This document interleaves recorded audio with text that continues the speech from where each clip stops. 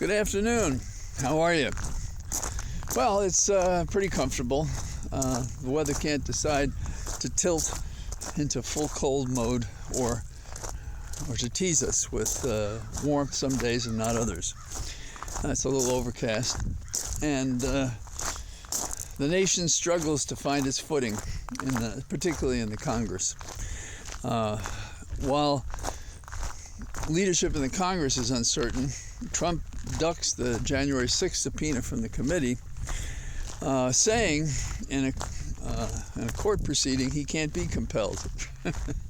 The president cannot be compelled to testify. Well, presidents have testified, so apparently it doesn't do damage to the position. And if no man is really above the law, particularly a citizen who is no longer president, I think he should lose. But delay, that's the name of the game, however frivolous the objection. In the Congress, in the Senate, we're one seat from determining who has the narrow control over that body. That's a pretty interesting situation. The Republican caucus had planned a vote next week to see if McConnell should be continued as their leader, whether in the majority, narrowly, or minority, narrowly. And Scott is figured as the stalking horse for that position. And of course, Trump doesn't want him in that position because he was lukewarm to Trump, that is, McConnell was. And so we have, the usual suspects, Rubio, Hawley, weighing in to delay the vote. Now, delaying the vote is two things. They may say it's to see what happens on December the 6th in connection with the Georgia runoff, but it's also an opportunity to try to build the challenge within the caucus during that extra time. So the reason they cite is probably not the reason that's true. Trump is still fighting about the declassification in the Mar-a-Lago seizure of documents that he's not allowed to keep, but he's kept. And he has a very interesting argument. It goes like this. The president can declassify, okay? And the other part of it is, but he's not saying that he did. Now, in law, there's this notion of is an issue ripe for consideration. That is to say, we don't give speculative conclusions of law unless there is a ripe controversy. And if you didn't say it, then why should we decide it? So I don't know how that'll pan out, but I think the 11th Circuit is probably losing some of its patience by now. Did you hear Big Ben? Well, you haven't heard it for the last 5 years, but now it's ringing again. It took them that long to repair it. I don't know what they did with it. I don't know that we've ever repaired the break in the Liberty Bell in Philadelphia. Some of you experts out there might know that. I fancy myself a researcher of history, and I've seen the Liberty Bell, and I don't think it was in a place where you could ring it, so maybe that answers the question. We have Ukraine still. That's important for a couple of reasons. If the Republicans take control, they have talked about cutting off funds, that is, the most extreme members of them, the Putin crew, in my opinion. And they would be doing that at a time when Putin is withdrawing his troops from Kherson, which is an indication that things ain't going so well for the Muscovites. So I think that it would be nice to continue to snatch victory from the jaws of defeat. Now, you may remember that Vindman earlier said that his sense of the arguments inside the White House were that they didn't want to win. They wanted to do well, but not win. I don't know if that still exists. I read Foreign Affairs. They haven't talked about it. And I read some other things.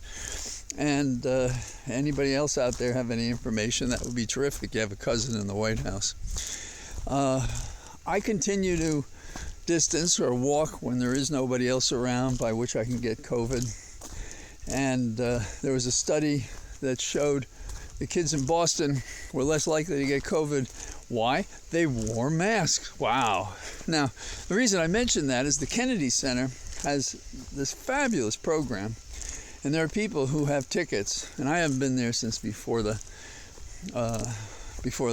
pandemic, if you will, began.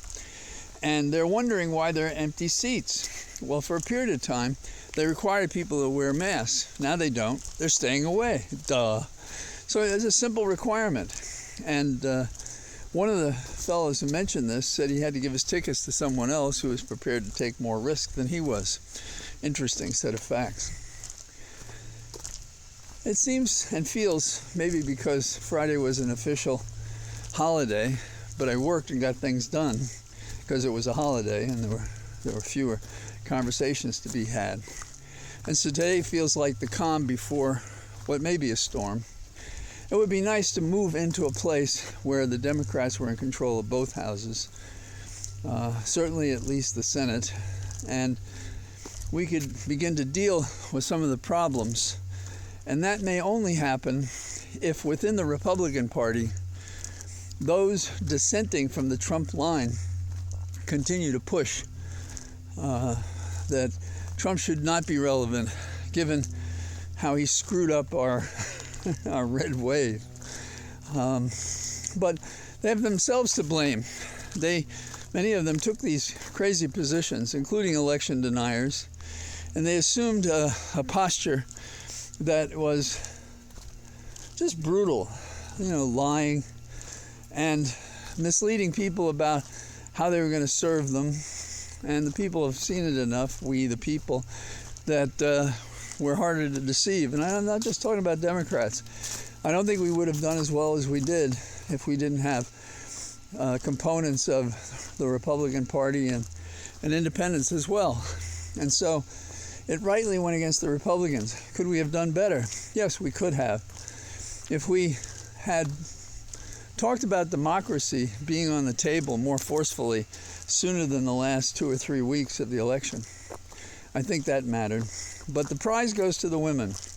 The women were the catalyst for waging political war with the autocrats, and they seized a number of seats in dramatic fashion. And I'm glad that the Democrats are secure with talented, powerful, far-seeking women, because that's what we need. Because the men, frankly, they're falling short, and percentage-wise at the polls, and when given leadership, you don't find the ones out there fighting back, the ones with backbone. So let's hope that the January 6th committee can make some transformations that help us bring those to account for their crimes. And let's hope that we begin to govern again like we once did, but it seems so long ago, some may forget what governing is like. So here I am in my cathedral of trees, and I'm glad I'm with you. I'll talk to you again tomorrow.